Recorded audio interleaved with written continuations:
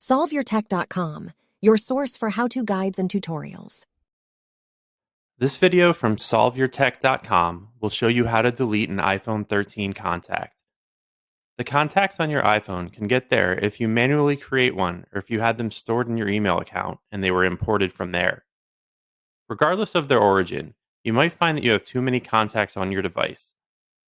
Fortunately, you can delete a contact through the phone app on your iPhone or through the Contacts app on your iPhone. So let's jump into our video about deleting a contact on an iPhone 13.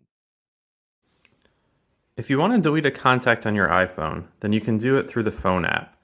So start by tapping the phone icon, choose the Contacts option at the bottom of the screen, select the contact that you want to delete,